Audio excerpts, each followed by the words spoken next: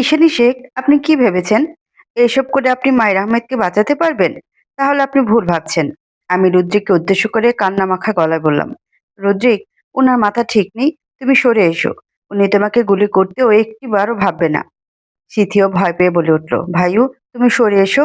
রুদ্রিক, আমি কিন্তু সত্যি গুলি করে দিব যদি মাহিরকে ছেড়ে না দাও। কথাটি বলে ঈশানী শেখ বন্দুকের ট্রিগারটা আরো চেপে ধরে। আমি বুঝে গেলাম আমাকে কিছু একটা করতে হবে। আমি লুকিয়ে ঈশানী শেখের পিছনে গিয়ে ওনার হাত থেকে বন্দুকটা নিয়ে নিলাম। সঙ্গে সঙ্গে পুলিশ মহিলারা ঈশানী শেখকে ধরে ফেললো। মাহির পালাতে নিলে পুলিশটা ধরে ফেলে। রুদ্রিক আমার কাছে এসে আমার গালে হাত রেখে বলে, তুই ঠিক আছিস তো কাজল? বল আমাকে। আমি মাথা নাড়িয়ে রুদ্রিককে জড়িয়ে ধরলাম। ঈশানী শেখ নিজেকে ছাড়ানোর চেষ্টা করলেই আফজল শেখ এসে ঈশানীকে ঠাটিয়ে চড় বসিয়ে দেয়। ঈশানী শেখ নিজের গালে হাত দিয়ে ফুপিয়ে কেঁদে ওঠে। আফজল শেখ রাগে ফোঁস করে উঠলেন, ইচ্ছে করছে আরো কয়েকটা থাপ্পড় বসিয়ে দিতে। আফজল শেখ রাগ নিয়ে বললেন, এত খারাপ হয়ে গেলে তুমি? এতটা ভালোবাসায় অন্ধ হয়ে গেলে যে নিজের বোনের খুনিকেও পর্যন্ত বাঁচানোর জন্য উঠে পড়ে লেগেছো? ছি ঈশানী, ছি। ঈশানী শেখ আফজল শেখের চোখের দিকে চোখ রেখে বলল, ভাইউ, তুই আগে বল, কুঞ্জ কি আদৌ আমার আপন বোন? ঈশানী শেখের কথায় অফিস রুমে যেন আরেক দফা উত্তেজনা শুরু হয়ে গেল। রুদ্রিক বলে উঠল, মানে কি? তা ভাইকে জিজ্ঞাসা করো। ঈশানীর কথায় আফজল শেখ নিজের চশমা খুলে আকাশ পানে তাকিয়ে বলল, কেউ জানে না কুঞ্জ আমাদের নিজের বোন না, আমার বাবার বন্ধুর মেয়ে। কুঞ্জের মা মারা যাওয়ার পরে কুঞ্জের বাবা আমার বাবার কাছে তার মেয়ের দায়িত্ব দিয়ে দিয়েছিল। কেননা কুঞ্জের সৎ মা কুঞ্জকে সহ্য করতে পারতো না। ছোট্ট কুঞ্জ আমাদের বাড়িতে বড় হতে লাগলো। আমার বাবা কিংবা আমরা কুঞ্জকে কখনো বুঝতে দিতাম না যে সে এই বাড়ির সন্তান না। আমরা তাকে সবসময় আগলে রাখতাম, খুবই ভালোবাসতাম। বাবা মারা যাওয়ার আগে বাবা কুঞ্জের দায়িত্ব আমাকে এবং ঈশানীকে দিয়ে গিয়েছিল। আমি ভেবেছিলাম ঈশানীও হয়তো কুঞ্জকে নিজের বোন মনে করে, কিন্তু ঈশানী আমার ধারণা ভুল প্রমাণ করে দিল। সবাই নীরব হয়ে উঠল। ঈশানী ম্যাম বলে উঠলেন, তো কি করব? কুঞ্জ আমার আপন বোন নয়, কিন্তু মাহির আমার স্বামী, যাকে আমি ভালোবাসি। আমি রুদ্রিককে ছেড়ে ঈশানী ম্যামকে উদ্দেশ্য করে বললাম, ভালোবাসা খারাপ না ঈশানী ম্যাম, কিন্তু ভুল মানুষকে আঁকড়ে ধরা কিংবা ভালোবাসাটা অন্যায়। ভুল মানুষকে ভালোবেসে শুধু জীবনের কষ্টটাই পাবেন। দেখুন না, সেই কষ্ট কিন্তু আপনি ঠিকই পাচ্ছেন। আজকে আপনার পরিবার আপনাকে ঘৃণা করছে। আমাকে থামিয়ে রুদ্রিক এগিয়ে এসে বলল, কাকে কি বলছিস কাজল? এদের কাছে নিজেদের স্বার্থ ছাড়া আর কোনো কিছু বড় নয়। মানলাম ফুপি আম্মু ঈশানী শেখের আপন বোন নয়, কিন্তু ফুপি আম্মু এই ঈশানী শেখকে কি কম ভালোবাসতো? আমি তো সবকিছু নিজের চোখে দেখেছি। আফজল শেখ ঈশানী শেখের দিকে তাকিয়ে কঠোর গলায় বলল, ইন্সপেক্টর, ঈশানী ও মাহিরকে এক্ষুনি গ্রেফতার করুন এবং দেখবেন ওদের যেন কঠোর থেকে কঠোরতম শাস্তি হয়। আফজল শেখের কথা শুনে পুলিশ ঈশানী ও মাহিরকে ধরে নিয়ে যায়। যাওয়ার আগে মাহির সকলের দিকে তাকিয়ে বলল, সবাইকে সে দেখে নিবে। আমরা শেখ বাড়িতে ঢুকতেই বড় ম্যাম সাহেব ছুটে এসে আমার মাথায় হাত বুলিয়ে বললেন, কাজল মা, তোরা ঠিক আছিস তো? আমি হাসি মুখে বললাম, আমরা একদম ঠিক আছি। সাদি ভাইয়া ও লাজুক আঙ্কেলও ঢুকলো। সাদি ভাইয়া রুদ্রিকের কাঁধে চাপড়ে বলল, সত্যি তুই রুদ্রিক, আজকে তুই কি করছিস বুঝতে পারছিস না। তোর জন্য আজকে মাহিরের মতো লোক ধরা পড়লো। বড় সাহেব রুদ্রিকের কাছে গিয়ে বলল, সত্যি রুদ্রিকও, তুমি না থাকলে কি যে হতো। তুমি আমাকে কিংবা তোমার মাকে তুমি যতই ঘৃণা করো না কেন, একটা কথা তো তুমিও মানবে রুদ্রিক, এই শেখ পরিবারের প্রতি তোমারও ভালোবাসা রয়েছে। রুদ্রিক ছলছল চোখে তার বাবা ও মায়ের দিকে তাকিয়ে বলল, আপনারা আমার বাবা মা। আপনাদের জন্য আমি এই পৃথিবীর আলো দেখেছি। আপনাদের কি করে ঘৃণা করতে পারি আমি? আজ তো সবকিছুই আমার কাছে পরিষ্কার। আজ আমি বড় হয়েছি এবং বুঝতে শিখেছি যে আমি যদি আপনাদের জায়গায় থাকতাম, তাহলে হয়তো আমিও এরকমই রিয়েক্ট করে ফেলতাম। স্মৃতির দিকে তাকিয়ে কথাটি বলল রুদ্রিক। সাদি ভাই স্মৃতিকে উদ্দেশ্য করে বলল, স্মৃতি, তুমি এখনো বুঝতে পারলে না? রুদ্রিক বলতে চাইছে তুমি যদি কুঞ্জু পিপির মতো ভুল একটি কাজ করতে, তাহলে হয়তো রুদ্রিকও এরকম রিয়েক্ট করতো। স্মৃতি সাদির কথা শুনে কিছুটা তাচ্ছিল্যের সুরেই বলল, আমাদের সম্পর্ক কি আর পাঁচটা ভাই বোনের মতো? ভাইও তো আমাকে সহ্য করতে পারেই না। স্মৃতির কণ্ঠে তীব্র অভিমান প্রকাশ পাচ্ছে, যা রুদ্রিকের ভিতরের কষ্ট দ্বিগুণ বাড়িয়ে দিচ্ছে। সাদিক খানিকটা হেসেই বলল, হায় রে পাগলি, তুমি শুধু তোমরা ভাইয়ের বাইরেরটাই দেখলে, ভেতরে দেখার চেষ্টা করলে না। জানো তোমার ভাইও তোমার ব্যাপার নিয়ে কতটা পসেসিভ ছিল? ভার্সিটিতে কোনো ছেলে তোমার দিকে চোখ তুলে তাকানোর সাহস পেত না কেন? শুধুমাত্র রুদ্রিকের জন্য। কেউ যদি ভুলেও তোমার দিকে চোখ তুলে তাকাতো, তাহলে তো রুদ্রিক তাকে সোজা হসপিটালেই পাঠিয়ে দিত। রুদ্রিক বেশিরভাগ সময় তোমার জন্য মারামারি করত, তাও তোমারই চোখের আড়ালে। এরপরও বলবে রুদ্রিক তোমাকে সহ্য করতে পারে না? সাদি ভাইয়ের কথা শুনে সিথি রুদ্রিকের কাছে ছুটে গিয়ে রুদ্রিককে জড়িয়ে ধরে। ভাইয়া সরি, কান্নার সুরে কথাটি বলল Sithi. Don't sorry, I am sorry. আমি আসলে বাবা-মায়ের প্রতি অভিমানের জন্য তোকে সবসময় দূরে সরিয়ে রেখেছি। আমি সত্যি সরি রে বোন। রুদ্রিকের কথা শুনে সিথি এবার কেঁদেই দিল। বড় মেম সাহেব এবার বলে উঠলেন, সব দোষ আমার। আমি সবসময় রুদ্রিককে অবহেলা করেছি। আমি ভেবেছি রুদ্রিক ছেলেও নিজেকে ঠিক সামলাতে পারবে, কিন্তু আমি ভুল। আমি ভেবেই দেখিনি আমার ছোট্ট ছেলেটারও তার মাকে প্রয়োজন। তার শাস্তিও পেয়েছি আমি। জেসমিন শেখ কেঁদে দিলেন। রুদ্রিক এবার তার মাকে জড়িয়ে ধরে কেঁদে বলল, মা, আমিও খুব সরি। বাবা, সরি। নিজের ছেলের মুখে এত বছর পর বাবা এবং মা ডাক শুনে রুদ্রিকের বাবা মা তাকে জড়িয়ে ধরে। সিথিও জয়েন করে। আমার চোখ যেন জুড়িয়ে যাচ্ছে। এত বছরের অভিমান অবশেষে শেষ হলো তবে। দিয়া পিপি এবার কোমরে হাত দিয়ে বলল, আজকে এতটা খুশির দিনে একদম কান্নাকাটি না, ওকে? চলো আমরা সবাই মিলে একটা সেলফি তুলি। সাদি অ্যান্ড নাগবোচ অ্যাসিস্ট্যান্ট, তোমরাও আমাদের সাথে জয়েন হও। দিয়া পিপির কথা শুনে সবাই হেসে উঠল। সবাই একসাথে অনেকগুলো সেলফি তুললাম। আমি আয়নায় দাঁড়িয়ে চুল মুছে যাচ্ছি, তখনই পেছন থেকে রুদ্রিক আমাকে জড়িয়ে ধরে আমার ঘাড়ে চুমু খায়। আমি কেঁপে উঠলাম। রুদ্রিক আমার আরো কাছে আসতে যাবে, তখনই আমি তার পেটে গুঁতা মেরে বললাম, সবসময় দুষ্টুমি তাই না? রাতে তো কম দুষ্টুমি করো না? রুদ্রিক এবার কিছুটা বিরক্ত হয়ে বলল, কাজল, তোর মনে হয় আমার রোমান্টিক মুডের 12টা না বাজালে ভালো লাগে না?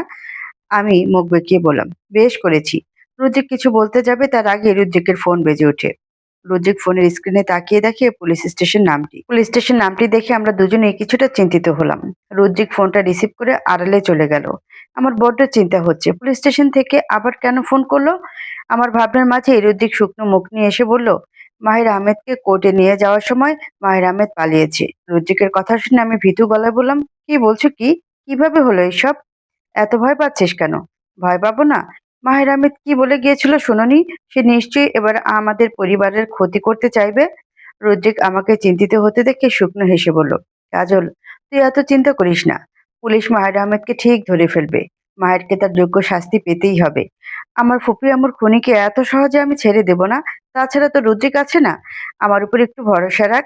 আমি রুদ্রিকের হাত ধরে চুমু খেয়ে বললাম, তুমিই তো আমার সব রুদ্রিক। তোমার উপর আমি সবথেকে বেশি ভরসা করি, অ্যান্ড সবথেকে বড় কথা কি জানো? তোমাকে যতটা ভরসা করি হয়তো নিজেকেও এতটা ভরসা করি না। রুদ্রিক আমার দিকে ঝুঁকে বলল, ভালোবাসা এমনই।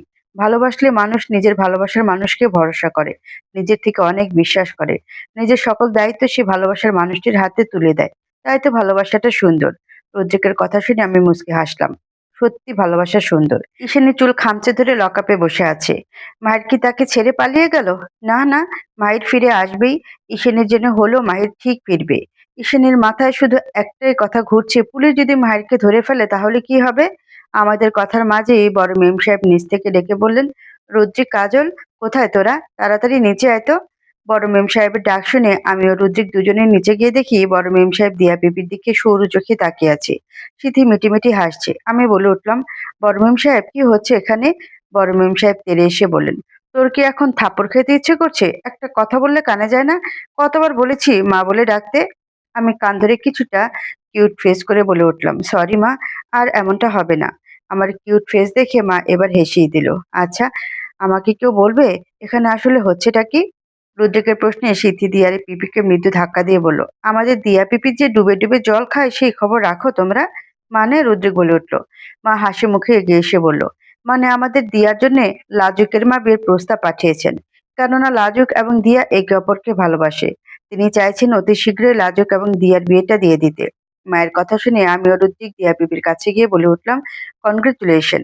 রুদ্রিক ও দিয়া পিপিকে জড়িয়ে ধরে বলে, দিয়া পিপি, আজকে আমি সত্যি হ্যাপি। প্রথমে একটা কথা বলে রাখি, বিয়ের সব দায়িত্ব কিন্তু আমার। রুদ্রিকের কথার মাঝেই বাবা নিচে নামতে নামতে বলেন, তা বলতে? তুমি শুধু কেন, কাজল মাকেও সব দায়িত্ব নিতে হবে কি মা, পারবে তো? আমি মাথা নাড়িয়ে বললাম, 100 বার পারবো। সিথি দিয়া পিপিকে আবারও ধাক্কা দিয়ে বলল, কি পিপি, এই খুশিতে সেলফি তোলা হয়ে যাক। যত যাই হোক তোমার বিয়ে বলে কথা। সিথির কথা শুনে দিয়া পিপি এক প্রকার লজ্জায় ছুটে পালিয়ে যায়। আমরা সকলে হেসে উঠি। মা এসে সিথির মাথায় হালকা করে গাঁটটা মেরে বলে, সত্যি তোকে নিয়ে আমি পারি না। দেখেছিস মেয়েটা কিভাবে লজ্জায় পড়ে গেল? সিথি মাথায় হাত বুলিয়ে রুদ্রিককে উদ্দেশ্য করে বলল, ভাইউ, দেখো মা আমাকে মেরেছে। রুদ্রিক সিথির মাথায় হাত বুলিয়ে বলে, বেশি লেগেছে তাই না? কথাটা বলে রুদ্রিক সিথির মাথায় আরো জোরে গাঁটটা মেরে দিয়ে দৌড় দেয়। সিথি ঠোঁট ফুলিয়ে বলে, ভাইউ, তুই দাঁড়া, আমি তোকে দেখাচ্ছি মজা। কথাটি বলে সিথি ও রুদ্রিকের পিছনে ছুটতে থাকে। মা বললেন, এই দুটোকে নিয়ে আমি সত্যিই পারি না। এই দুজনে থামবে একটু? বাবা খবরের কাগজ পড়ে হাসছেন। মা বাবার দিকে তাকিয়ে বলে, তুমি হাসছো? হাসবো না? মনে হচ্ছে বাড়িতে যেন প্রাণ ফিরে আসছে। মা ও বাবার কথা শুনে হেসে দিলেন। আমার চোখ যেন জুড়িয়ে যায় এ পরিবারটিকে দেখলে। প্রায় ১ মাস হতে চলল এই পরিবারে রয়েছি। কি হাসি খুশি মিষ্টি একটি পরিবার। আল্লাহর কাছে দোয়া করি আমার পরিবারে যেন কারো নজর না লাগে। রোজি কান্নার সামনে দাঁড়িয়ে কিছু একটা ভেবে চলেছে। তার মাথায় শুধু ঘুরপাক খাচ্ছে মাহির কিভাবে পালালো। না, আজকে পুলিশ স্টেশনে যেতে হবে। রান্নাঘর থেকে আমি এসে দেখি রুদ্রিক আয়নায় দাঁড়িয়ে টাইটা কোনো রকমে পেঁচাচ্ছে। আমি রুদ্রিকের কাছে গিয়ে রুদ্রিকের টাইটা ভালো করে লাগিয়ে বললাম, কি এত ভাবছেন শুনি? তেমন কিছু না। আজকে তো তোমার জন্য স্পেশাল দিন। সে group of industry new MD বলে কথা। Best of luck. রুদ্রিক কিছুটা দুষ্টু হেসে বলল, আমার অন্যরকম ভাবে বেস্ট অফ লাক চাই। কথাটি বলে রুদ্রিক আমার কোমর জড়িয়ে ধরে আমাকে কাছে টেনে নিয়ে ঘোর লাগা কণ্ঠে বলে, জানিস Kajal, I just love your lips. আমি ভয়ে চোখ বন্ধ করে ফেলি। রুদ্রিক আমার আরেকটু কাছে আসবে তখনই নিচ থেকে বাবা ডেকে ওঠেন, ভাইয়া কোথায় তুমি? আমাদের অফিসের জন্য লেট হয়ে যাচ্ছে তো। রুদ্রিক বিরক্ত নিয়ে আমাকে নিজে থেকে ছাড়িয়ে বলল, আমার বোন একটা বোন না, আমার রোমান্সের শত্রু। আমি হেসে উঠলাম। রুদ্রিক আমার দিকে চোখ পাকিয়ে বলল, তোকে তো আমি পরে দেখে নিব। কথাটি বলে রুদ্রিক চলে যেতে নিলে আমি রুদ্রিকের হাত ধরে নিজের কাছে এনে রুদ্রিকের কপালে আলতো করে চুমু খেয়ে বললাম, অল দ্য বেস্ট ইয়ার। এখন থেকে বিজনেস অ্যান্ড নিজের স্টাডি দুটি তোমাকে হ্যান্ডেল করতে হবে। আমি জানি তুমি পারবে। রুদ্রিক মুচকি হেসে বলে, তুই থাকলে আমি সবকিছুই পারবো। বাই। কথাটি বলে রুদ্রিক বেরিয়ে যায়। রুদ্রিক বেরিয়ে যেতেই আমি বিছানায় বসে পড়ি। কয়েকদিন ধরে শরীরটা বেশ খারাপ যাচ্ছে। রুদ্রিককে বললাম না, শুধু শুধু টেনশন করবে। আমাকেও এখন ভার্সিটি যেতে হবে। নিচে সিথি ওয়েট করছে। আমিও সিথি ভার্সিটিতে প্রবেশ করতে কোথা থেকে সাদি ভাই এসে বললেন, সিথি, তোমার সাথে একটা কথা আছে। সিথি মুখ বেঁকিয়ে বলল, আমার কোনো কথা নেই। হুম। সাদি ভাই এবার শীতের হাত ধরেই টেনে নিজের সাথে একেবারে মিশিয়ে দাঁতে দাঁত চেপে বললেন, তুমি আমার সাথে যাবে মানে যাবে। সাদি ভাইয়া আমার দিকে এক পলক তাকিয়ে বললেন, কাজল, তোমার বান্ধবীকে নিয়ে যাচ্ছি। আপাতত ক্লাসটা তুমি একাই করো। আমি শীতের দিকে দাঁত কেলিয়ে বললাম, নিয়ে যান ভাইয়া, সমস্যা নেই। শীতে আমার দিকে চোখ পাকিয়ে তাকালো। সাদি ভাই শীতিকে এক প্রকার টেনেই নিয়ে গেল। বুঝলাম দুজনের মধ্যে মানবিমানের পালা চলছে। এসব আর নতুন কি? এই ১ মাসে আমি বুঝে গিয়েছি সিথি ও সাদি ভাই একে অপরকে ভালোবাসে। এখন শুধু প্রকাশ করাটাই বাকি। হুট করে আমার কি হলো কে জানে, মাথাটা মনে হয় ঘোরাচ্ছে আমার। আমি পড়ে যেতে নিব তখনই কেউ আমাকে আঁকড়ে ধরে। আমি কোনো রকম চোখ খুলে দেখি রুদ্রিক। ডক্টরের চেম্বারে আমি ও রুদ্রিক বসে আছি। রুদ্রিক এক প্রকার আমার দিকে অগ্নিদৃষ্টিতে তাকিয়ে আছে। আমি ভীতু চোখে রুদ্রিকের দিকে তাকিয়ে আছি। রুদ্রিক এবার আমাকে ধমক দিয়ে বলল, তোর শরীর খারাপ করছে, আমাকে বলিসনি কেন? আসলে তোর ফালতু এক্সকিউজ রাখ তোর কাছে। তুই বেশি বেশি করছিস কাজল। আজ যদি তোর কিছু হয়ে যেত তাহলে কি হতো বুঝতে পারছিস? রুদ্রিকের কথার মাঝেই একজন বয়স্ক ডক্টর মহিলা এসে বললেন, আপনার স্ত্রীকে আমি ভালো করে চেক আপ করেছি। এই সময় এরকম একটু একটু হবেই। রুদ্রিক ভ্রু কুঁচকে বলে, এইরকম সময় মানে? এমা, আপনার বউ তো প্রেগন্যান্ট। প্রেগন্যান্ট কথাটি শুনে আমরা দুজনে যেন চোখ বড় বড় করে ফেললাম। যেন আমরা প্রস্তুতি ছিলাম না। এর মাঝে রুদ্রিক এমন কাণ্ড করে বসলো যা ছিল আমার কল্পনারও বাহিরে। আমি প্রেগনেন্ট কথাটি শুনে রুদ্রিক নিঃশব্দে বেরিয়ে গেল। আমার মনে অজানা ভয় ঢুকে গেল। রুদ্রিক কি তাহলে এত তাড়াতাড়ি বাচ্চা নেওয়ার ব্যাপারটা মেনে নিতে পারেনি? আমিও ডক্টরের থেকে পারমিশন নিয়ে বেরিয়ে এসে দেখি রুদ্রিক হসপিটালের করিডোরে দাঁড়িয়ে আছে। আমিও রুদ্রিকের পাশে দাঁড়িয়ে বলে উঠলাম, রুদ্রিক শোনো। রুদ্রিকের দৃষ্টি সামনের দিকে। আমি আবারও মৃদু ধাক্কা দিয়ে বললাম, রুদ্রিক, তুমি শুনতে পাচ্ছ? তুমি কি এখন বেবি নিতে চাইছো না? রুদ্রিকের নীরবতা আমাকে বড্ড কষ্ট দিচ্ছে। তাই আমি কিছুটা অভিমানে সুরেই বললাম, তুমি যদি বেবি নিতে না চাও ওকে ফাইন। আমি তাহলে এই মুহূর্তে বেবি নিব না। আমি ডক্টরের সাথে গিয়ে কথা বলবো। কথাটি বলে আমি চলে যেতে নিলে রুদ্রিক আমার হাত ধরে আমাকে একেবারে কাছে নিয়ে এসে আমার ঠোঁটে আঙ্গুল দিয়ে বলল, একবার বলেছো okay fine, but next time যেন না শুনি। এমা, রুদ্রিকের চোখ বেয়ে নোনা জল গড়িয়ে পড়ছে। আমি রুদ্রিকের চোখের জল দ্রুত মুছিয়ে দিয়ে বললাম, তুমি কান্না করছো কেন রুদ্রিক? রুদ্রিক আমার হাত নিজের গালের সাথে মিশিয়ে বলল, আমার মধ্যে ঠিক কি চলছে তোকে বলে বোঝাতে পারবো না। এক অদ্ভুত অন্যরকম সুখ উপলব্ধি হচ্ছে। আমার নিজের ফিলিংসটুকু হয়তো প্রকাশ করতে ব্যর্থ। বাবা হওয়ার মধ্যে যে সুখ রয়েছে তা সহজে প্রকাশ করা যায় না। রুদ্রিকের কথায় আমি নিজেও কেঁদে উঠলাম। রুদ্রিক আমার চোখের জলটুকু মুছিয়ে আমার কপালে কপাল ঠেকিয়ে বলল, তুই কাঁদছিস কেন কাজল? তুই আজকে আমাকে ঠিক কি দিয়েছিস তুই জানিস না। প্রথমবার বাবা হওয়ার সুখগুলো সত্যি মূল্যবান। আমি কখনো ভাবিনি আমি এত তাড়াতাড়ি বাবা হওয়ার সুখটা উপলব্ধি করব। তুই ঠিক বুঝতে পারছিস আমি ঠিক কি বোঝাতে চাইছি? রুদ্রিক অনেক কিছু বলতে চাইছে কিন্তু সে বলতে পারছে না। আমাদের দুজনের চোখে আজ জলে পরিপূর্ণ। হুম, দুঃখের না, এত পরম সুখের। রোদ্রিক আমাকে কোলে তুলে নিয়ে সারা হসপিটাল ঘুরতে থাকে। এত মানুষের সামনে হুট করে কোলে নেওয়ায় আমি কিছুটা লজ্জা পেয়ে যাই। কিন্তু রুদ্রিক সাহেব এসবের কেয়ার করে নাকি? উনি নিজের মতো আমাকে কোলে নিয়ে ঘুরছেন, যেন আজ ওনার মতো খুশি আর কেউ নেই। নার্স ও ডক্টর সকলে আমার দিকে তাকিয়ে মুসকে মুসকে হাসছে। রোদ্রিক, কি করছো কি? সবাই কি ভাবছে বলো তো? উনি বরাবরের মতো বলে উঠলেন, হু কেয়ার্স? রাফসান শেখ রুদ্রিক এইসব কেয়ার করে না। ইয়াহু, তুই জাস্ট ভাবতে পারছিস আমি বাবা হব? হ্যাঁ, হ্যাঁ, আমি খুব করে বুঝেছি। বাট আমাকে নামাও প্লিজ। বেবির ক্ষতি হতে পারে এত ঘুরলে। একদম ঠিক বলেছিস কাজল। কথাটি বলে রুদ্রিক আমাকে নিচে নামিয়ে দিয়ে হসপিটালে সবার কাছে গিয়ে বলতে থাকে, এই যে শুনছেন, আমি বাবা হব। রাফসান শেখ রুদ্রিকের বেবি হবে, সেই বেবি আমার পুরো বাড়ি মাতিয়ে রাখবে। হসপিটালের একজন নিষ্ঠা এসে বলল, তা স্যার, শুধু মুখে বললেই হবে? আমাদের বুঝি মিষ্টি পাওনা নেই? রুদ্রিক কিছু ভেবে বললেন, ইউ আর রাইট।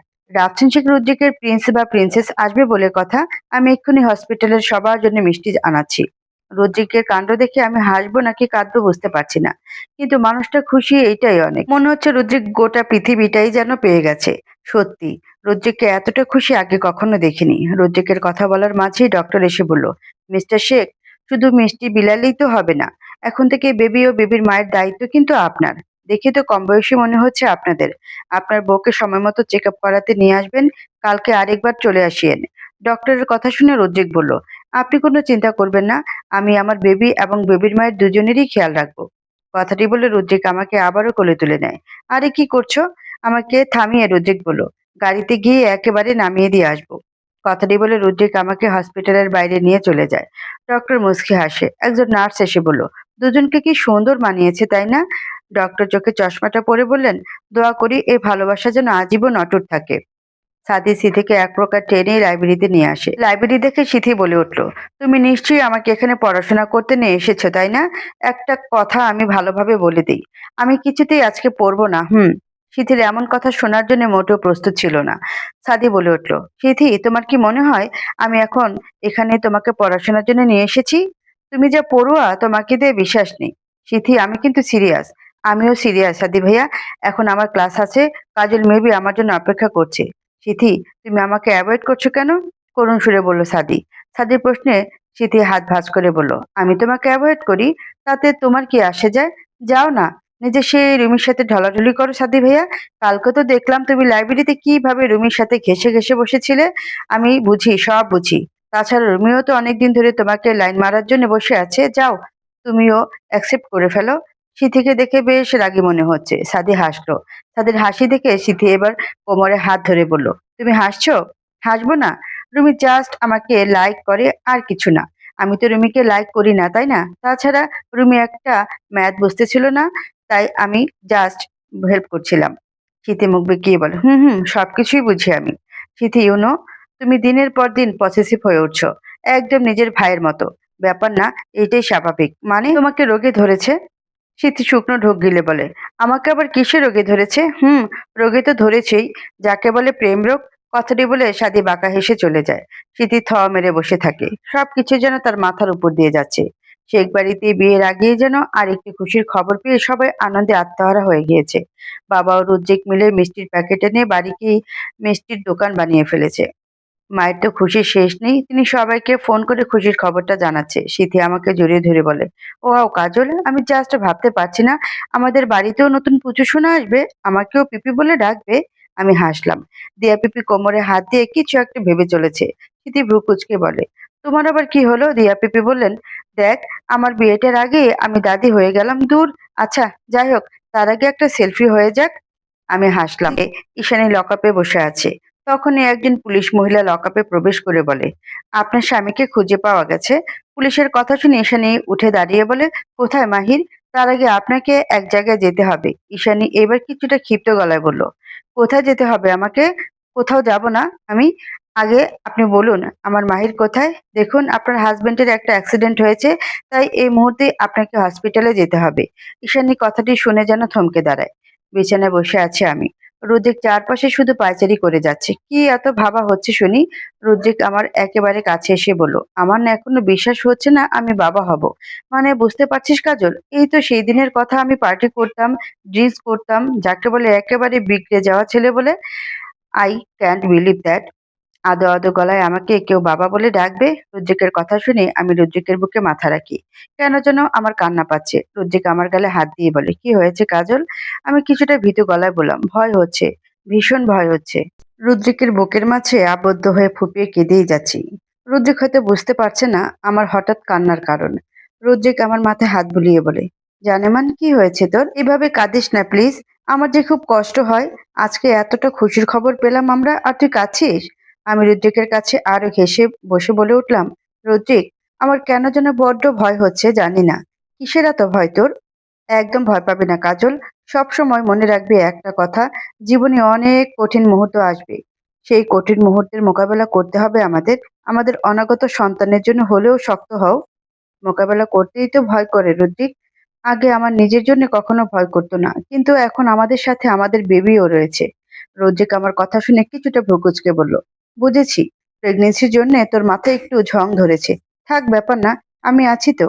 কথাটি বলে রোজিক আমাকে কোলে নিয়ে বারান্দায় নিয়ে আসে। আমাদের বারান্দাটা বেশ বড় হওয়ায় বারান্দার বিশাল অংশ জুড়ে বেলি ফুলের ছোটখাটো একটি বাগান রয়েছে। বেলি ফুলের সুমিষ্ট গন্ধে পুরো বারান্দা মোমো করছে। রুদ্রিক আমাকে বেলি ফুলের ছোট্ট দোলনায় বসে আমাকে নিজের কোলে বসিয়ে আমার পেটে মুখ গুজে দেয়। আমার পুরো শরীর যেন কেঁপে উঠলো। আমি থেমে বললাম, কি করছো? রুদ্রিক মুখ তুলে তাকিয়ে দেখে বলে, আপাতত এখন তোর পেটে আমার বেবি কি করছে তা বোঝার চেষ্টা করছি, বুঝেছিস? রুদ্রিকের কথা শুনে আমি গালে হাত দিয়ে বললাম, তা মিস্টার বেবি এখন কি বলছে? রুদ্রিক কিছু একটা ভেবে বলে, বেবি বলছে মাম্মা যেন তার বাপিকে এতগুলো আদর করে দেয়।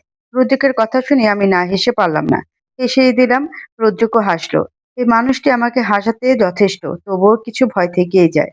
আমি বই খাতা হাতে নিয়ে নিচে নেমে এসে দেখি বাবা মা, সিথি, দিয়া, পিপি টেবিলে বসে ব্রেকফাস্ট করছে। আমাকে দেখে রুদ্রিক উঠে দাঁড়িয়ে বলে উঠলো, কাজল, তুই এসব বই খাতা নিয়ে কোথায় যাচ্ছিস?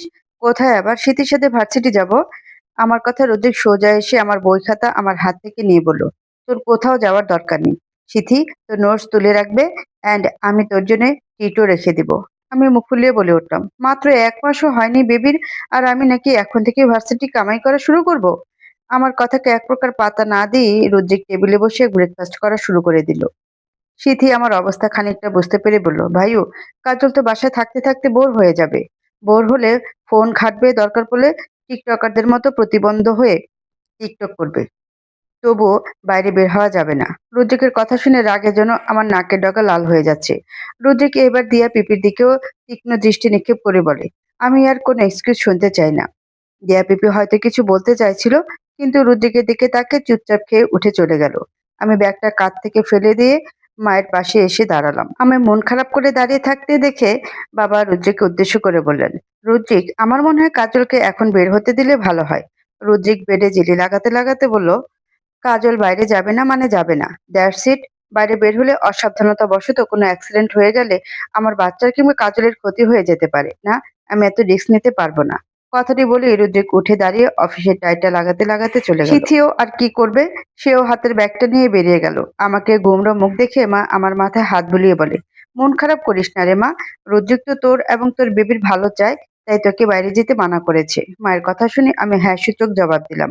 মা এবার আমার হাত ধরে বলে উঠলেন, কাজল, আমার সাথে একটু রুমে আসো তো। মায়ের কথা আমি মায়ের সাথে মায়ের রুমে আসলাম। মা আলমারি থেকে একটি বক্স বের করে তা থেকে একটি হীরের গলার হার আমার গলায় পরিয়ে দিয়ে বললেন, পছন্দ হয়েছে মা? মা, এসবের কি দরকার? মা মিষ্টি এসে বললেন, কেন আবার? তুমি এই শেখ পরিবারের এত বড় একটা উপহার দিচ্ছ, সেখানে এই হার তো কিছুই না। দোয়া করি মা, স্বামী সংসার নিয়ে সুখে থাকো। আমি মাকে শক্ত করে জড়িয়ে ধরে বলে উঠলাম, সব সময় আমাদের উপর এইভাবেই তুমি এবং বাবা ছায়া হয়ে থেকো। অবশ্যই। মাও আমাকে জড়িয়ে ধরলো। রুদ্রিক অফিস থেকে এসে নিজের কাঁধের ব্যাগটা বিছানায় রেখে ওয়াশরুমে চলে যায়। আমি সেদিকে গুরুত্ব না দিয়ে নিজের মতো ডায়েরিতে লিখতে থাকি। রুদ্রিক বেরিয়ে এসে আমার দিকে কিছুক্ষণ তাকিয়ে থেকে বলে, কি করা হচ্ছে? আমি চুপ হয়ে রইলাম। রুদ্রিক বোধহয় আমার চুপ হয়ে থাকার কারণটা জানে, তাই সে আমার পাশে এসে বলে, কাজল, তুই কি আমার উপর রেগে আছিস? আচ্ছা কাজল, একটা জিনিস বোঝার চেষ্টা কর। এই অবস্থাতে তোর বাইরে যাওয়া ঠিক নয়। আমি বায়নার সুরে বললাম, তুমিও আমার কথাটা বোঝার চেষ্টা করো। বাসা থেকে থেকে আমি শুধু বোর হচ্ছি। রুদ্রিক আমার বায়নাকে তোয়াক্কা না করে বলল, তোর বাইরে যাওয়া হবে না। তাহলে আমিও তোমার সাথে কথা বলবো না, হুম? কথাটি বলে আমি আবারও ডায়েরিতে লেখা শুরু করলাম। রুদ্রিক খেয়াল করে দেখলো আমার হাতে লাল মলাটে খয়েরি রঙের একটি সুন্দর ডায়েরি। তাতে বড় বড় অক্ষরে লেখা, গধূলি বেলা স্মৃতি। রোদ্রিক ডায়েরিটার উদ্দেশ্যে বলল, তা এটা হলো তোর সেই ফেমাস ডায়েরিটা, তাই তো? আমি কিছু বললাম না। আমাদের মাঝে অনেকক্ষণ নীরবতা চলল। নীরবতা ভেঙে রুদ্রিক বলল, তা তোর এই ফেমাস ডায়েরিটাতে ঠিক কি লেখা হচ্ছে? অভিযোগ তোমার বিরুদ্ধে। রুদ্রিক ভ্রুকুচকে বলল, আমার বিরুদ্ধে? তা ঠিক কার কাছে? কার কাছে আবার? আমার বাবুর কাছে। সে বড় হলে এই ডায়েরিটা পড়ে বুঝবে তার বাবাই কিভাবে তার মাকে বাইরে যেতে দিত না। সে তোমাকে বড় হয়ে মজা দেখাবে। রুদ্রিক হেসে বলল, ওকে, তুই কন্টিনিউ কর। আমি জানি আমার বাবা কিছুতেই তার মায়ের পক্ষ নিবে না, কেননা সে জানে তার বাবা একদম ঠিক। আমি বেঁকিয়ে বললাম, ঠিক আছে, সময় আসতে ঠিক দেখা যাবে। সকালে প্রায় লুকিয়ে বই খাতাগুলো ব্যাগে রেখে দিলাম। অনেক হয়েছে এ বাসায় থাকা। বাবা গো কি বোরিং হচ্ছি। না, আমি আজকে কিছুতেই বাসায় থাকবো না। রোদ্রিক আজকে অফিসে চলে গেলেই আমি আজকে স্মৃতির সাথে লুকিয়ে ভার্সিটি চলে যাব। কথাটি ভেবে আমি আনমনে হাসলাম। তখনই রুদ্রিক পেছন থেকে বলল, কি এত ভাবা হচ্ছে ম্যাম? রুদ্রিককে দেখে আমি কিছুটা ভয় পেয়ে গেলাম। হসপিটালে এক প্রকার দৌড়েই ছুটে চলেছে ঈশানী। মাহিরের কেবিনের সামনে এসে ঈশানী থেমে যায়। মাহিরের মুখে অক্সিজেন মাস্ক লাগানো। ঈশানী শেখ পুলিশদের দিকে তাকিয়ে বলে, আমার হাজবেন্ডের এমন অবস্থা হলো কি করে? একজন অফিসার নিচু সুরে বলে ওঠেন, আপনার হাজবেন্ড ঢাকা দিয়ে পালাতে যাওয়ার সময় গাড়ি এসে তাকে ধাক্কা দিয়ে চলে যায়। প্রচুর ব্লিডিং হচ্ছিল তখন। সেখানকার লোকেরা আমাদের ইনফর্ম করে। আমরা তখন সেখানে গিয়ে মায়ের আহমেদকে উদ্ধার করি। ঈশানী হাততালি দিয়ে বলে, বাহ, এক্সিলেন্ট। আমার হাজবেন্ডকে মৃত্যুর পথে ঠেলে দিল সবাই আজকে। ওয়াও! না, আমি থাকতে মাহিরের কিছু হবে না। ঈশানী মাহিরের কাছে যেতে নিলে একজন ডক্টর এসে তাকে থামিয়ে বলে ওঠে, পেশেন্টের অবস্থা খুব ক্রিটিক্যাল। এমন অবস্থায় আপনি তার কাছে যেতে পারবেন না। ঈশানী সে গলা উঁচু করে বলল, আমার হাজবেন্ডকে আমি দেখতে যাবই, কেউ আমাকে আটকাতে পারবে না। ঈশানী শেখের কথার মাঝে একজন মহিলা পুলিশ এসে কড়া করে বলল, ডক্টর যেহেতু বলেছেন এই মুহূর্তে আপনি যেতে পারবেন না মানে পারবেন না। আপনি আমাদের অর্ডার মানতে বাধ্য, মিস শেখ। ঈশানী নির্ভয়ে বলল, জাস্ট শাট আপ, ওকে? ঈশানী শেখকে তোমরা আটকাবে? অনেক শুনেছি আজকে আমাকে কেউ আটকাতে পারবে না। কেউ পারবে না মানে পারবে না। কথাটি বলে ঈশানী শেখ গটগট করে মাহিরের কেবিনে ঢুকে পড়ল। মাহিরের অবস্থা সত্যি খারাপ। অক্সিজেন কোন রকম চলছে। ঈশানী মাহিরের অবস্থা দেখে প্রায় কেঁদেই দিল। ঈশানী মাহিরের হাত ধরে কান্নার সুরে বলে উঠল, কিচ্ছু হবে না তোমার মাহির। আমি আছি তো, তাই না? জাস্ট একটু ভরসা রাখো। আমি থাকতে কিচ্ছু হতে দেব না তোমার। যারা তোমার এই অবস্থার জন্য দায়ী সবাইকে দেখে নিব। ঈশানী শেখ কাঁদতে কাঁদতে মাহিরের হাতে নিজের হাত রেখে শক্ত করে চেপে ধরল। মাহিরের এই অবস্থা যেন ঈশানী কিছুতেই মেনে নিতে পারছে না। জানেমান, তোকে দেখলেই আমার মুড রোমান্টিক হয়ে যায়। যাকে বলে রোমান্স। রুদ্রিকের তপ্ত নিঃশ্বাস যেন আমার কাঁধে উপচে পড়ছে। আমার ভয়ে গলা শুকিয়ে আসছে। রুদ্রিক কি আমার প্ল্যান সম্পর্কে সব জেনে গেল? রুদ্রিক আমাকে কোমর টেনে আমাকে নিজের সাথে আবদ্ধ করে বলে, তাই আমার জানেমান, তুই কি ভেবেছিস আমি কিছু বুঝতে পারবো না তোর প্ল্যান সম্পর্কে? হুম? কথাটি বলে রুদ্রিক আমার ভার্সিটির ব্যাগটা বের করে ফেলে। আমি এবার যান যায় যায় অবস্থা। রুদ্রিক ব্যাগটা বিছানায় রেখে পকেটে হাত ঢুকিয়ে আমার দিকে গভীর দৃষ্টি নিক্ষেপ করে বলে, এতবার বলার পরও তুই আমার কথার অবাধ্য হয়েছিস। শাস্তি তো তোকে পেতেই হবে। রুদ্রিক এগিয়ে আসছে, আমি পিছিয়ে যাচ্ছি। রুদ্রিক আমাকে হ্যাচকা টান দিয়ে আমার গলার কামড়ে বসিয়ে দেয়।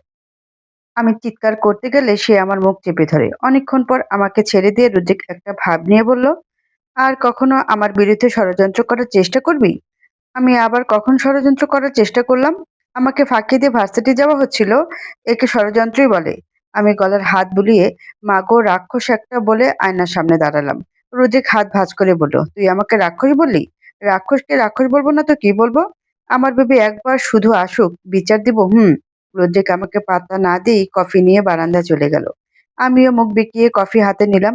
কফিতে চুমুক দিতে যাব তখনই সিথি গুমড়ো মুখ নিয়ে এসে বলল, ভাইউ, কাজল, তোরা কি খবর পেয়েছিস? শীতের প্রশ্নে আমি পাল্টা প্রশ্ন করে বললাম, কিসের খবর? আমার প্রশ্নের মাঝে মা এসে বলল, দিয়া ও লাজুকের বিয়েটা পিছিয়ে গেল। ৭-৮ মাস পর বিয়ে হবে। রুদ্রিক কফির কাপটা রেখে রুমে এসে বলে, হঠাৎ পিছিয়ে গেল কেন? দিয়া পিপিও রুমে প্রবেশ করে বলে উঠল, তুই তো জানিস রুদ্রিক, ঈশানী আপায়ের জন্য বিজনেসের অনেক লস হয়ে গেছে। একটা ইম্পর্টেন্ট প্রজেক্ট পেয়েছে আমাদের কোম্পানি, তাও সেটা সুইজারল্যান্ডে। আমাকে এবং নাকবোচা অ্যাসিস্ট্যান্টকেই যেতে হবে এই প্রজেক্ট হ্যান্ডেল করতে। চিন্তা করিস না, আমরা তাড়াতাড়ি ফিরে আসব। কতদিনের জন্য যাচ্ছ? ৭ বা ৮ মাস লাগবে। তোমার ফ্লাইট কবে পিপি? আজকেই। আমি দিয়া পিপির কাছে গিয়ে বললাম, নিজের খেয়াল রেখো পিপি। পিপি আমাকে জড়িয়ে ধরে বলে, আমাদের প্রচুর খেয়াল রাখিস। Take care of your self.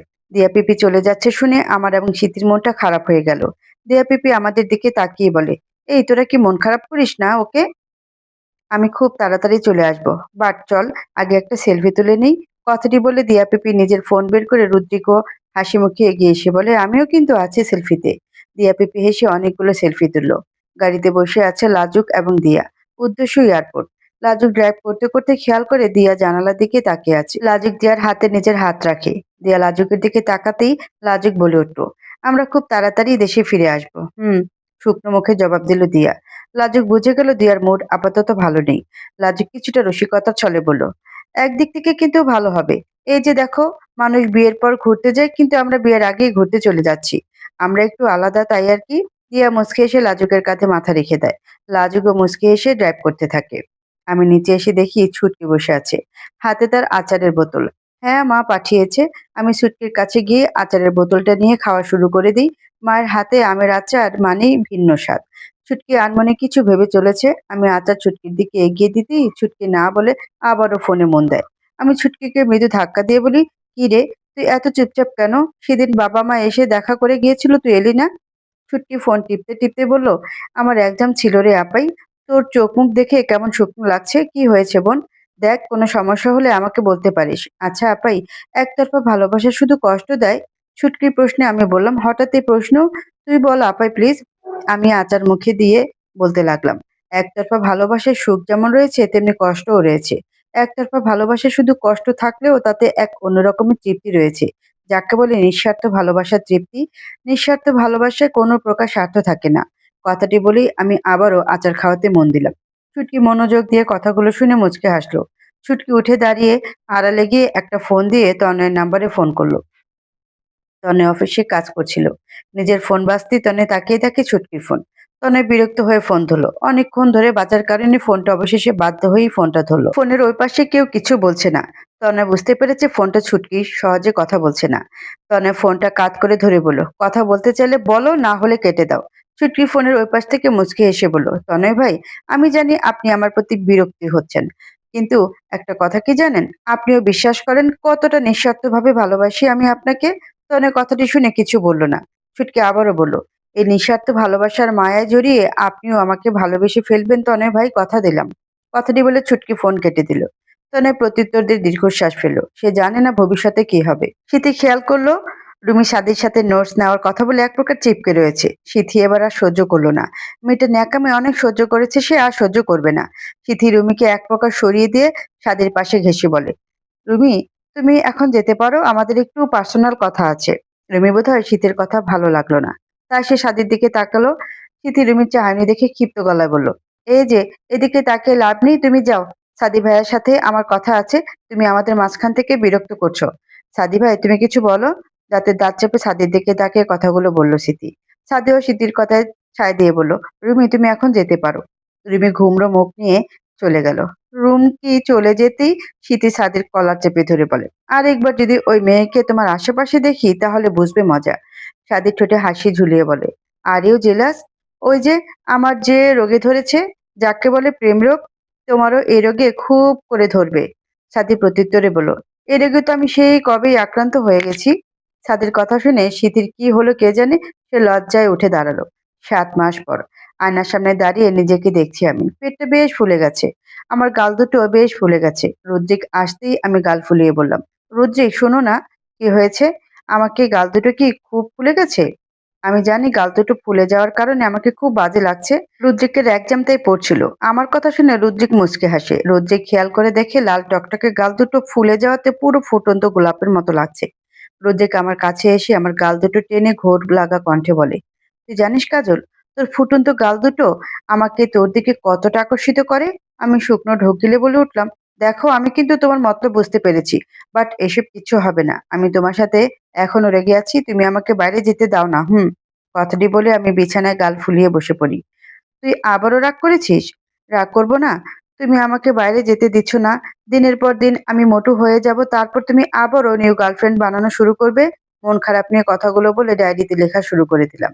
প্রত্যুত্তরে Rudrik বাঁকা দাঁত দিয়ে শব্দ করে হাসলো। রুদ্রিকের ফোন বেজে উঠতেই আমি খেয়াল করে দেখি জেনি নামটি। রুদ্রিক নামটি দেখে কেটে দিল। এতদিন পরে জেনি কেন ফোন করেছে? প্রশ্নটা মনে নাড়া দিয়ে উঠল। রুদ্রিক আমার মাথায় হাত বুলিয়ে, ঘুমিয়ে পর রাত হয়েছে, কথাটি বলে পাশ ফিরে শুয়ে পড়ল। আমি ডায়েরিটা পাশে রেখে শুয়ে পড়লাম। সকাল সকাল রুদ্রিক কিছুটা তাড়া নিয়ে অফিসের কাজ সব রেডি করে গুছিয়ে নিল। আমি রুমে প্রবেশ করতে রুদ্রিক দ্রুত পা চালিয়ে আমাকে কিছু না বলে বেরিয়ে গেল। প্রতিদিনের মতো রুদ্রিক আমার কপালে চুমু খেলো না কিংবা ঠিক সময় মতো নিজের খেয়াল রাখবে জাতীয় কিছুই বলল না। এসব কিছুই রুদ্রিক প্রতিদিন করে, কিন্তু আজ রুদ্রিক কিছুই বলল না। গাড়ি নিয়ে রুদ্রিক বেরিয়ে গেল। আমি জানালা দিয়ে তাকিয়ে দেখতে লাগলাম। কোথায় গেল রুদ্রিক? কালকে জেনির ফোন আসার পর থেকেই রুদ্রিকের মাঝে পরিবর্তন খেয়াল করছি। রুদ্রিকের যাওয়ার পানে তাকিয়ে আনমনে বলে উঠলাম, পৃথিবীতে সবকিছু সহ্য করতে পারলেও নিজের ভালোবাসার মানুষের কাছে একদিনের জন্য অবহেলা সহ্য করা যায় না। রুদ্রিকের ভালোবাসা আমার কাছে যতটা সুখকর, রুদ্রিকের অবহেলা আমার কাছে ততটাই বেদনাদায়ক। রুদ্রিককে দেখে জেনে রুদ্রিকের বুকে ঝাঁপিয়ে পড়ল। নিজের স্বামীর বুকে অন্য কাউকে দেখে আমার বুকটা কেঁপে উঠল। রুদ্রিকের বুকে ঝাঁপিয়ে পড়ে জেনে কেঁদে উঠল। আমি নিজের সামনে সবকিছু স্পষ্টভাবে দেখতে পাচ্ছি। ঠায় দাঁড়িয়ে থাকা আমার পক্ষে সম্ভব নয়। আমি ছুটে গেলাম বাইরের দিকে। রুদ্রিক কাজলকে দেখতে পেল, তাই সে নিজের থেকে তাড়াতাড়ি জেনিকে ছাড়িয়ে কঠোর গলায় বলল, কি করছো কি Jenny? Behave yourself. Kajal বোধহয় আমাকে ভুল বুঝলো। জেনি অনুনয়ের চোখে তাকিয়ে বলল, আমি আসলে বুঝতে পারিনি। সরি রুদ্রিক, আমি আসলে ইমোশনাল হয়ে পড়েছিলাম। রুদ্রিক আর অপেক্ষা না করে কাজলের পিছনে ছুটে চলল। এইদিকে আমি এলোমেলো হয়ে হেঁটে চলেছি, হাঁটতেও কষ্ট হচ্ছে। রুদ্রিকে অফিসে যাওয়ার পরে অফিসের একজন স্টাফ আমাকে যখন খবর দেয় জেনি অফিসে এসেছে, তখনই আমিও অফিসে যাই বিষয়টা দেখার জন্য। কিন্তু বিষয়টা দেখতে এসে এত বড় সারপ্রাইজড হয়ে যাব ভাবিনি। যিনি আবারও রুদ্রিকের জীবনে ফিরে এসেছে, তাই তো রুদ্রিকের আচরণ এতটা পরিবর্তন। সবটাই আমি খুব ভালো করে বুঝতে পেরেছি। আমার ভাবনার মাঝে রুদ্রিকের গাড়িটা আমার সামনে আসে। আমি থেমে যাই। রুদ্রিক গাড়ি থেকে নেমে আমার কাছে এসে আমার গালে হাত দিয়ে বলে, জানেমান, তুই এভাবে চলে আসলি কেন? তুই জানিস আমি কতটা ভয় পেয়ে গিয়েছিলাম? এতটা দায়িত্বহীন কিভাবে তুই আমাকে বল? তুই কি ভুলে গেলি এখন তুই একা না, আমাদের বেবিও আছে তোর সাথে? রুদ্রিকের কথা শুনে তার ছেলের হাসি মুখে ফুটে উঠল। আমি রুদ্রিকের দিকে প্রশ্ন ছুড়ে বললাম, তাই বুঝি? তোমার মনে আছে আমাদের সাথে এখন আমাদের বেবিও আছে? যদি তাই থাকতো তাহলে জেনিকে তুমি নিজের লাইফে আবারও অ্যালাউ করতে না রুদ্রিক? রুদ্রিক আমাকে কিছু বোঝাতে চাইবে, আমি আবারও বলে উঠলাম, রুদ্রিক আমাকে কিছু বোঝাতে এসো না। আমি সব কিছু নিজের চোখে দেখে ফেলেছি। সো তুমি আমাকে বোঝাতে এসো না। আসলে ভুলটা আমারই ছিল যে আমি ভেবেছি তুমি হয়তো পরিবর্তন হয়ে গিয়েছো, কিন্তু আমি ভুল। কথাটি বলে আমি কেঁদে উঠলাম। রুদ্রিক আমার কথা শুনে তেমন একটা প্রতিক্রিয়া করলো না। কেননা সে জানে কাজলের প্রতিটা কথায় রয়েছে অভিমান। এই অভিমান দূর করতে অনেক কাঠখড় পোড়াতে হবে। রুদ্রিক নির্লিপ্ত কণ্ঠে বলল, চোখের দেখা যে সত্যি নয় তা তো তুই খুব ভালো করে জানিস কাজল। আমি জানি তুই চোখের দেখাটা বিশ্বাস করিস না। তাহলে তবুও জোর করে বিশ্বাস করছিস কেন? আমি কাট কাট গলায় বললাম, আমার থেকে তুমি আমাকে চেনো বেশি? হুম? তুই তো শুধু আমার ভালোবাসার মানুষ তো নয়, তুই আমার স্ত্রীও। সংসার করছি অথচ নিজের স্ত্রীকে চিনব না? ভালোবাসলেই তো আর একজন মানুষকে চেনা যায় না, তাই না? আগে তাকে পুরোপুরিভাবে চিনতে হলে তার সাথে সংসার করতে হয়। তাই তো আমি তোমাকে চিনতে পারলাম না রুদ্রিক। সত্যি চিনতে পারিসনি? রুদ্রিকের কথায় কোনো জবাব দিলাম না। দ্রুত পা চালিয়ে হাঁটতে লাগলাম। রুদ্রিকও আমার পেছন পিছনে হাঁটতে লাগলো। আমি রাগ নিয়ে বাড়িতে হেঁটে চলে এলাম। বাড়িতে এসেই কাউকে কিছু না বলে নিজের রুমের দিকে রওনা দিলাম। আমার পিছন পিছন রুদ্রিকও বাড়িতে চলে এলো। রুদ্রিকের মা রুদ্রিককে ইশারা করে বলে, কাজলের হঠাৎ কি হলো? রুদ্রিক মাথা নাড়িয়ে বলল, সব ঠিক আছে মা। রুদ্রিক সিথির কাছে গিয়ে বলল, তোকে রাস্তায় আসার পথে যা যা করতে বলেছিলাম করেছিলি? সিথি রুদ্রিককে ভরসা দিয়ে বলে, তুই নিশ্চিন্তে থাক ভাইউ। তুই এখন আমার অবুঝ ভাবিকে গিয়ে বুঝা। রুদ্রিক উপরে গিয়ে দেখে কাজল নিজের মতো বিড়বিড় করছে আর কাপড় সব ব্যাগে গুছিয়ে নিচ্ছে। রুদ্রিক দেখে আমি মুখ ফুলিয়ে আবারও কাপড় গোছাতে শুরু করলাম। রুদ্রিক বলল, কোথায় যাচ্ছিস? আমি নিজের বাড়ি চলে যাচ্ছি, কেউ যেন আমাকে না আটকায়। রুদ্রিক কিছু না বললো না। আয়নার সামনে দাঁড়িয়ে চুলে জেল দিতে লাগলো। আমি রুদ্রিককে দেখে খানিকটা অবাক হলাম বটে। এই মানুষটা আমার যাওয়ার কথা শুনে কোনো প্রতিক্রিয়া দেখালো না কিংবা আমাকে আটকাতেও চাইলো না। এতটা পরিবর্তন কিভাবে? আমার এখন গলা ফাটিয়ে কান্না করতে ইচ্ছে করছে। আমি রুদ্রিকের দিকে রাগান্বিত দৃষ্টিতে তাকিয়ে বেরিয়ে গেলাম। সিঁড়ির কাছে আসতেই রুদ্রিক আমাকে কোলে তুলে নিল। আমি কিছুটা হকচকিয়ে গিয়ে বললাম, কি হচ্ছে কি? রুদ্রিক আমাকে কোলে তুলে নিয়ে সিঁড়ি দিয়ে নিচে নামিয়ে দিয়ে বলল, সিঁড়িতে তেল ছিল, পড়ে গেলে আমার বেবির ক্ষতি হতো। তাই আর কি নিচে নামিয়ে দিয়ে গেলাম। এখন তুই যেতে পারিস। কথাটি বলে রুদ্রিক চলে গেল। আমি রুদ্রিকের যাওয়ার পানে তাকিয়ে রইলাম। এই মানুষটাকে আমি চিনতে পারছি না। মা বাইরে চলে গেছে, তাই এই সুযোগেই আমি বেরিয়ে গেলাম। কাজল বেরিয়ে যেতেই স্মৃতি রুদ্রিকের কাছে এসে বলল, ভাইউ কাজল তো একা চলে যাচ্ছে, আপাতত আটকাস না। কিন্তু ভাইউ, স্মৃতির বলার সাথে রুদ্রিক বলল, আমি ড্রাইভারকে কাজলের পিছন পাঠিয়ে দিয়েছি, সমস্যা হবে না। স্মৃতি একটা কথা ভেবে বলল, আমি শুধু একটাই কথা ভাবছি যে আমাদের বুদ্ধিমতী কাজল এমন ছেলে মানুষ কিভাবে হয়ে গেল। শীতের কথার মাঝে রুদ্রিকের মা এসে বলল, মেয়েদের এ সময় মুড সুইং হয় বুঝেছিস, তারা সন্তানকে গর্ভধারণ করার সময় নিজেরাই বাচ্চা মানুষ হয়ে ওঠে। রুদ্রিকের মাকে দেখে রুদ্রিক বলল, মা তুমি? রুদ্রিকের মা রুদ্রিকের গালে হাত দিয়ে বলল, রুদ্রিক বোমাকে ফিরিয়ে নিয়ে এসো। জানি না তোমাদের মাথায় কি চলছে, কিন্তু একটা বিষয় মাথায় রাখবে, হিতে যেন বিপরীত না হয়ে যায়। লকআপে বসে আছে ঈশানী। একজন মহিলা এসে বলে, আপনার হাজবেন্ডের মৃতদেহ নিয়ে আসা হয়েছে। ঈশানী কিছু না বলে পুলিশ মহিলার পিছন পিছন হাঁটতে লাগলো। ঈশানীর চোখের নিচে কালি পড়ে গেছে। গোছানো ঈশানী কেমন যেন অগোছালো হয়ে গেছে। ঈশানীকে মর্গে নিয়ে আসা হলো।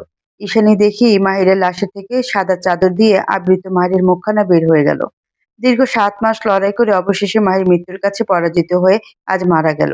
ঈশানী এগিয়ে এসে মাহিরের কপালে হাত বুলিয়ে আবারও মাহিরের মুখে চাদর দিয়ে আবৃত করে দিল। ঈশানীর চোখ দিয়ে এক ফোঁটা জলও গড়িয়ে পড়ল না। সবাই অবাক দৃষ্টিতে ঈশানীর দিকে তাকিয়ে আছে। যে মানুষ নিজের স্বামীকে এতটা ভালোবাসে, সে ঈশানী নিজের স্বামীর মৃত্যুতে এতটুকুও চোখে জল নেই। ঈশানী আকাশের দিকে তাকিয়ে বলল, ভালো থেকো মাহির, অনেক ভালো থেকো। একজন পুলিশ এগিয়ে এসে বলল, আমার মনে হয় ওনার পরিবারকে খবর দেওয়া উচিত। পরিবারের কথা শুনে ঈশানী রক্তচক্ষু দিয়ে পুলিশের দিকে তাকিয়ে বলল, একদম না, কাউকে খবর দেওয়ার কোনো প্রয়োজন নেই। পুলিশ মহিলা বলে উঠল, কি বলছেন কি?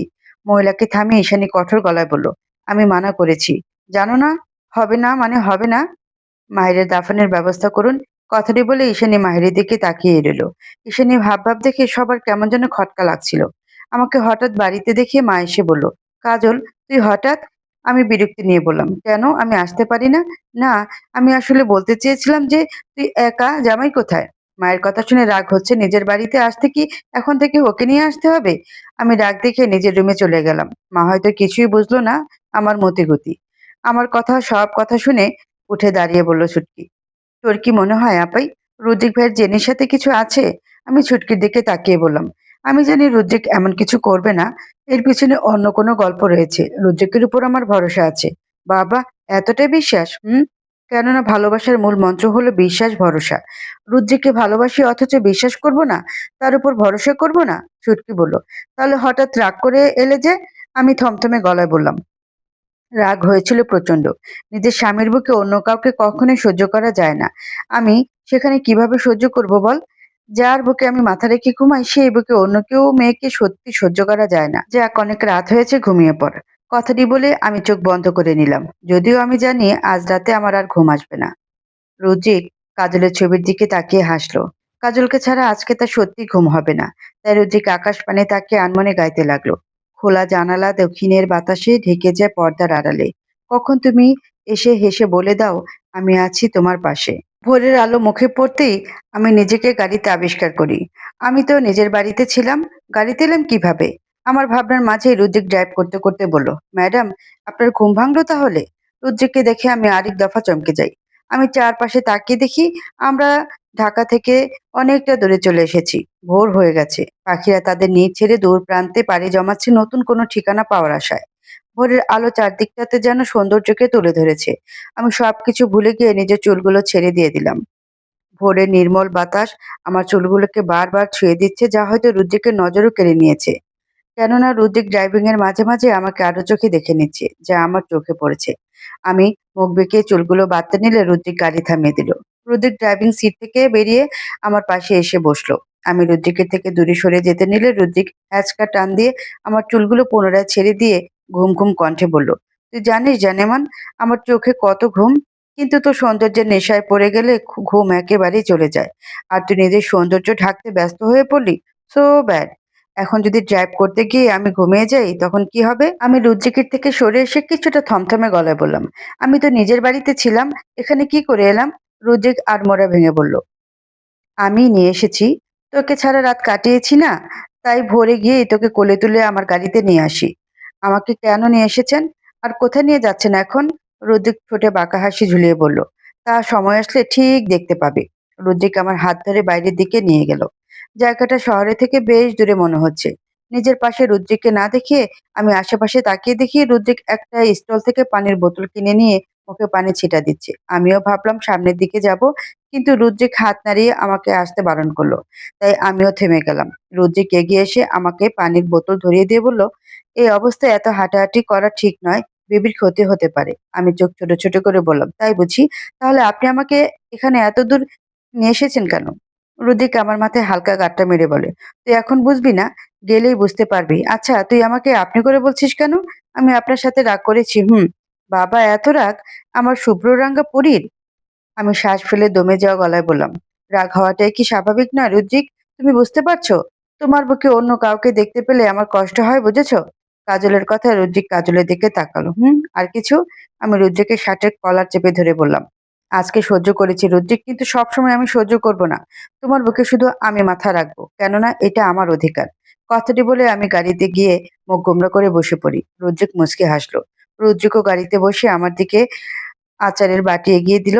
আমি প্রশ্নবোধক দৃষ্টিতে রুদ্রিকের দিকে তাকাতেই রুদ্রিক গাড়ির মিররের দিকে তাকিয়ে বলল, তোর মা অর্থাৎ আমার শাশুড়ি মা দিয়েছেন। রাস্তায় তোর যদি বমি পায় এই সময় নাকি এইসব স্বাভাবিক, তাই দিয়ে দিল। আমি আচার খাওয়া শুরু করে দিলাম। রুদ্রিক আমার দিকে তাকিয়ে ড্রাইভিং এ মন দিল। গাড়ির ব্রেক মারতেই আমি কিছুটা ঝুঁকে গেলাম। আচার খেতে খেতে কখন যে ঘুমিয়ে গিয়েছিলাম খেয়াল নেই। সামনের দিকে তাকাতে দেখি রুদ্রিক নেই। রুদ্রিক আবার কোথায় গেল? আমি আশপাশ ভালো করে পরখ করে দেখি আমি এখন সেন্ট মার্টিনে। রুদ্রিক আমাকে ঢাকা থেকে সেন্ট মার্টিনে নিয়ে আসলো কেন?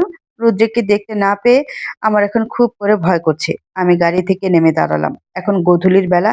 সে ভোরবেলায় ঘুমিয়েছিলাম, এখন গোধূলির বেলাতে আমার ঘুম ভাঙলো। আমি খেয়াল করে তাকিয়ে দেখি দ্বীপের পাশে ছোট্ট ছোট্ট জাহাজ, তেমন লোকও নেই। একজন লোক জাহাজ থেকে এগিয়ে এসে বলল, ম্যাম, আপনি আসুন। কিছু না ভেবে আমি ওনার সাথে মাথা নাড়িয়ে এগিয়ে গেলাম জাহাজের দিকে। ছোটখাটোর মধ্যে বেশ সুন্দর জাহাজ।